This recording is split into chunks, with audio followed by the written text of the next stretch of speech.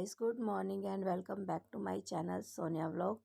अभी टाइम हो रहा है सुबह के 10 बजे का और बच्चे स्कूल चले गए हैं, हस्बैंड अपने काम पे चले गए हैं। मैंने जस्ट अभी किया है नाश्ता और आ गई हूँ रसोई के अंदर मैं भी अपने काम पे लगने के लिए। आज बहुत सारा काम है क्योंकि कमरा भी बहुत ज़्यादा फैला हुआ है और रसोई के अंदर भी बहुत सारा काम है ही। मतलब रसोई में तो मोस्टली कभी होता है कि काम ना हो, लेकिन इसके अंदर तो भरमार रहता है काम का। लेकिन मुझे बनाना है दोपहर का अभी लंच, क्योंकि मैं सुबह जब नाश्ता बनाती हूँ ना तो वो सिर्फ नाश्ता होता है, दोपहर का लंच नहीं होता है। मेरे हस्बैंड खाना खाने आते ही हैं घर में, तो फिर डब्बी सुबह पैक नहीं करनी होती लंच बॉक्स, तो इसलिए सुबह बनाने का कोई बेनिफिट नहीं होता है। और बच्चों ने भी आना है अभी लंच में, मतलब स्कूल से आएंगे ना मेरे हस्बैंड लेके, तो फिर सारे एक साथ ही करते हैं। तो दोपहर को ही खाना बनाऊंगी। इसके लिए मुझे पूरी किचन चाहिए होती है खाली, क्योंकि मेरी किचन का स्पेस एक नॉर्मल साइज़ है, बहुत ज़्यादा बड़ी नहीं है।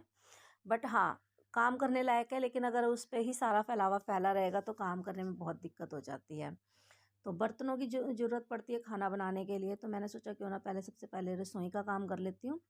रसोई में जिस दिन काम कम होता है ना, तो मैं पहले कमरा समेट लेती हूँ, ताकि अब बाई चांस कोई आ जाए तो कमरे के अंदर वो 2 मिनट बैठ सके मेरे साथ, एकदम से बुरा ना लगे। लेकिन आज मैं अगर कमरा छेड़ने लगी ना, तो 2 मिनट में होने वाला कमरा है ही नहीं, बहुत सारा फैलावा फैला है। तो मैंने डिसाइड किया मैं आज किचन से स्टार्ट करूँगी काम। किचन में करने के बाद, पूरा काम करने के बाद फिर ही कमरे में जाऊँगी। और मोस्टली किचन के अंदर घुसते हैं ना, तो जब मेरी सुबह की क्लीनिंग होती है तो 1 से 1.5 घंटा खींच लेती है। और इसके बाद अब मैं रसोई का काम करके आ गई हूँ कमरे के अंदर। तो देख सकते हो कितना सारा फैलावा फैला पड़ा है। एक तो प्रॉब्लम पता है क्या है, सिंगल रूम है और ऊपर से सामान बहुत ज़्यादा है, क्योंकि 2 बच्चों के साथ घर गृहस्थी में काफ़ी सामान हो जाता है। और मेन है रेंट का है, तो बहुत ज़्यादा सामान इस कमरे के अंदर मैं ले नहीं सकती हूँ, जैसे कि दरोज वगैरह हो गए। तो जो है इसी के अंदर मैनेज करना पड़ता है। हस्बैंड दवाई खा के गए थे तो बास्केट वो यहीं पे छोड़ गए हैं। और मतलब क्या ही कहना है, मैं कहती हूँ कि सब अपने अपने काम करते हैं और निकलते बनते हैं, उसके बाद जो भी है वो मेरे सिर पे है। ड्रेसिंग टेबल का ऊपर वाला साइड है ना, इसको मैंने अपना मेडिसिन एरिया बना रखा है, जो कि हम डेली खाने वाली दवाई होती है वो रखते हैं। और एक बास्केट मैंने ऐसी रखी हुई है जिसके अंदर हम कुछ भी रख देते हैं, अंड शंड जो भी होता है ना, मतलब जैसे झटपट कुछ भी रखने के लिए जगह ना मिले तो इसके अंदर डाल देते हैं। इससे होता क्या है, जब मेरे पास टाइम होता है मैं इस टोकरी को लेती हूँ और इसके अंदर जो भी सामान जहाँ पे रखने वाला है वहाँ पे रख देती हूँ। क्योंकि बच्चों को अगर मैं बोलूँगी ना ये सामान वहाँ पे रखो, वो रखेंगे नहीं, उनको पता नहीं लगेगा, तो बस वो फिर सामान मिलेगा नहीं। तो मैं जब क्लीनिंग करती हूँ, जैसे अभी तो नहीं क्योंकि आज मेरे पास टाइम नहीं है, कई बार क्लीनिंग करती हूँ तो सुबह मॉर्निंग में ही टोकरी को देखती हूँ इसके अंदर कौन सा सामान कहाँ पे रखने वाला है, क्या चीज़ कहाँ पे कहाँ की है, तो वहाँ पे सेट कर देती हूँ। इन जो छोटी छोटी ये टोकरियाँ चली हैं ना, इनका सुख बहुत है। कहने के लिए नॉर्मली छोटे ऑर्गेनाइज़र हैं, लेकिन बहुत काम आते हैं यार। वैक्स हीटर निकाला था, 1 हफ्ते से सोच रही हूँ वैक्स करूँगी हाथों पे, लेकिन टाइम नहीं लग रहा बिल्कुल भी। क्योंकि अब ना ठंड थोड़ी सी कम हो गई है, तो फिर हाथों के ना बाल दिख रहे हैं। और पहले सर्दियों में क्या होता है ना, पूरी बाजू के पहनने हैं, तो दिखता नहीं है, फिर मैं इग्नोर मार देती हूँ। लेकिन अब जैसे कहीं जाना हो या खुद को ही बुरा लगता है, करते रहते हैं ना, तो फिर सच में अच्छा नहीं लग रहा था। मैंने कहा निकाल के रखती हूँ, करूँगी करूँगी, 1 हफ्ते से ज़्यादा हो गया मैं कर नहीं पा रही हूँ। और ये टेबल है, टेबल होता तो सेंटर टेबल रोटी पानी खाने के लिए, लेकिन हमारे घर ये यूज़ होता है सामान को रखने के लिए। ये टेबल बनवाना मेरी लाइफ की सबसे बड़ी गलती है। मुझे इसका हाफ से भी छोटा टेबल बनवाना था, लेकिन जो कारपेंटर आया था और मेरे हस्बैंड के कहने में आने के चक्कर में मैंने इतना बड़ा बनवा लिया, जो कि मेरी कमरे के हिसाब से ना बहुत ज़्यादा लार्ज साइज़ है। लेकिन अब मैं कुछ कर नहीं सकती हूँ। और अभी जो सर्दियों की धूप है ना, बहुत कड़कती धड़कती नहीं है, ठीक ठीक है।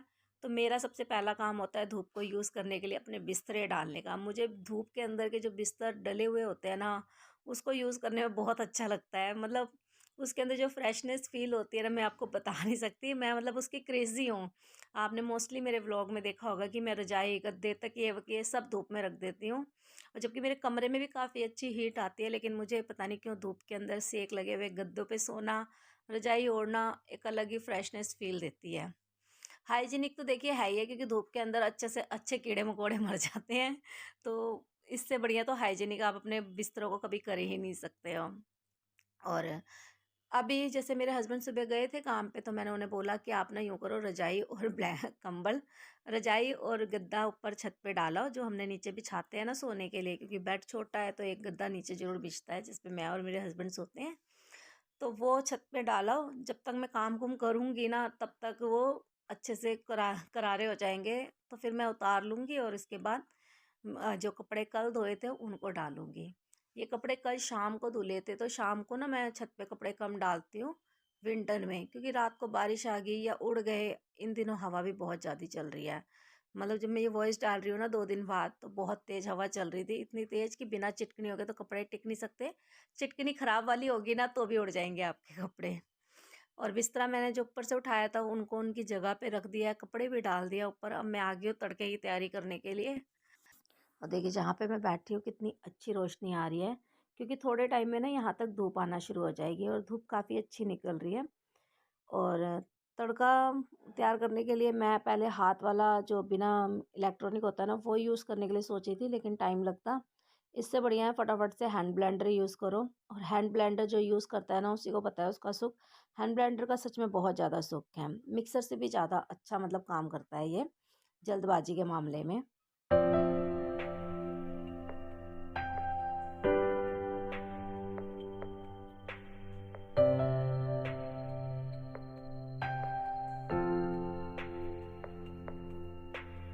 जस्ट अभी नहा के आ रही हूँ। इससे पहले मैंने सब्जी के साथ रोटी भी बना दी थी और अब टाइम ना 2 बजने वाले हैं, 10 मिनट ही बाकी हैं। तो सोच सकते हो आप कितना सारा काम होगा, जो कि मुझे सुबह 10 बजे से लगे हुए इतना टाइम हो गया है काम करते करते। हस्बैंड भी आने वाले हैं बच्चों को लेके, लेकिन मुझे लग रही है बहुत जोरों वाली भूख, बहुत तेज वाली भूख, मैं बता नहीं सकती हूँ। क्योंकि नाश्ता मैंने 10 बजे किया था, लेकिन नहाने के बाद ना कुछ ज़्यादा भूख लगती है।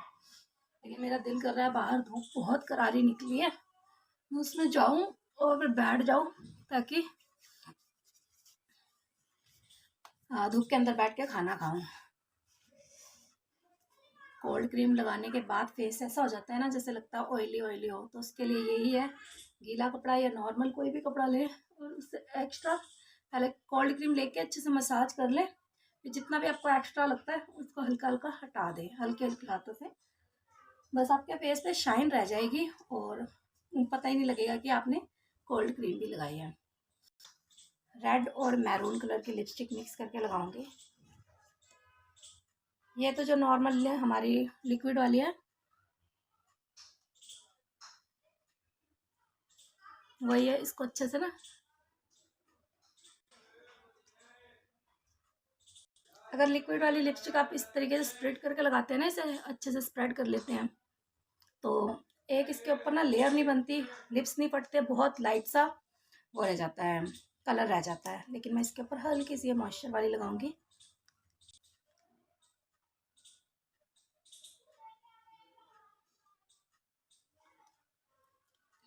मेरी एक बहुत गंदी बीमारी है, मैं लिपस्टिक लेके तो सिंगल कलर ही चूज़ करके लेके आती हूँ, लेकिन कभी भी सिंगल कलर नहीं लगाती, हमेशा ही डबल कलर लगाती हूँ। बस एक की लिपस्टिक है जिसे मैंने आज तक कभी मिक्स करके किसी के साथ नहीं लगाया। अरे भाई बंद हो ले, इसका पता नहीं ढक्कन कैसा है, बंद ही नहीं होता। कंघी गीले बालों में नहीं मारूंगी, और आज मुझे कहीं जाना भी नहीं है तो मैं वो भी नहीं लगाऊंगी सीरम। कहीं जाना होता है तो सीरम लगा लेती हूँ ताकि बाल ठीक रहे। अभी नसी खुले ही छोड़ देती हूँ थोड़ी देर, और जब थोड़े सूख जाएंगे फिर हेयर स्टाइल वगैरह अपना कर लूँगी। आज मुझे स्टिचिंग का काम भी थोड़ा ज़्यादा करना है, लेकिन पहले मैं निकाल लेती हूँ खाना, क्योंकि भूख लग रही है। भूख को कंट्रोल करना बेकार है। और बनाती हूँ अपने लिए 1 कप चाय भी बना लेती हूँ।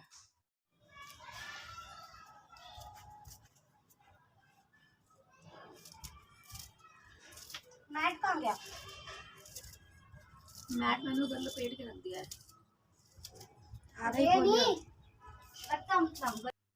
अभी 3 बज गए हैं और मैं आ गई थी छत पे।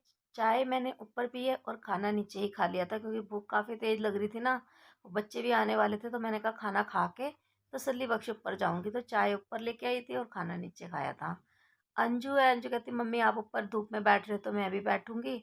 फिर मैं ट्यूशन का काम करेगी ये, और मैं धूप में जब बैठती हूँ ना, तो जैसे मुझे पता है भी 1 डेढ़ घंटा मैं छत पे रहूँगी, तो मैं जो काम करने वाले होते हैं जैसे कभी कपड़े तय लगाने हैं या सब्जियां काटनी है या मेथी वेथी, तो धूप में ही मज़ा आता है करने में।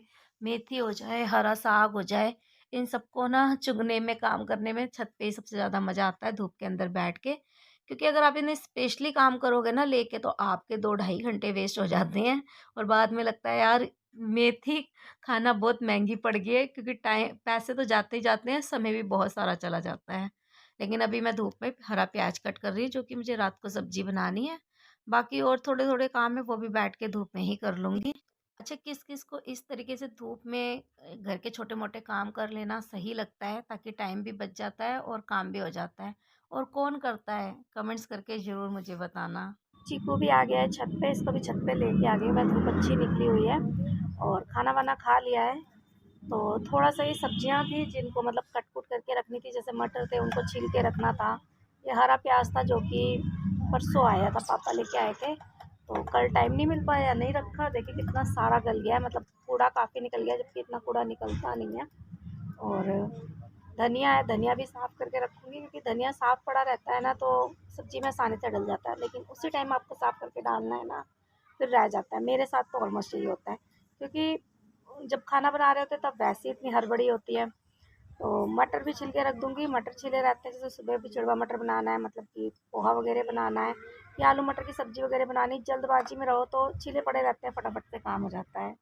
तो 1 घंटा तो मैं ख़ैर हूँ छत पे, और आधे घंटे का काम है, दोनों काम हो जाएँगे। और कीनू मँगवा लिया है, इसे थोड़ी देर धूप में छोड़ा है, क्योंकि ये नीचे खाओ ना घर के अंदर तो कपकपी लगती है अभी भी, लेकिन छत पे खाऊँगी ना तो नहीं लगेगी। और काफ़ी मीठे हैं ये जो मैं कल लेके आई ना, बहुत मीठे हैं। अंजू खाती ही नहीं है ज़्यादातर, वो जूस निकालती है, लेकिन आज इसने खा लिया था। इसे स्कूल में दिया था, मैंने कहा लेके जा। और अंजू कर रही है इधर पढ़ाई। इसका ना अभी थोड़ी देर में, मतलब 5 बजे ट्यूशन है इसका। नोनी का 3 बजे, नोनी ट्यूशन जा रही है, और अंजू का 5 बजे है, तो ये अपना ट्यूशन का काम लर्न कर रही है। चीकू तो भैया मेरी तरफ पूरा फैल गया है, देखिए। कितनी बार हो जाना, कितनी बार हावी। हाँ, चीकू तो एक बार पड़ गया था पीछे। भाग गई। वैसे कुछ नहीं कहता कभी भी, लेकिन पता नहीं क्या वो उस दिन इसके पीछे पड़ गया हूँ। इसकी प्लेट में इसके सामने ही खा रही आएंगी। और चीकू देख रहा होगा आराम से।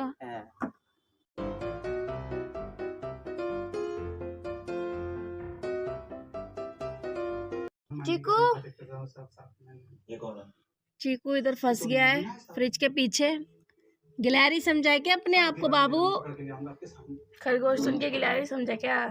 आओ इधर आओ, ऊपर आओ, आ जा। निकाल इसे, निकाल, फ्रिज खींच आगे।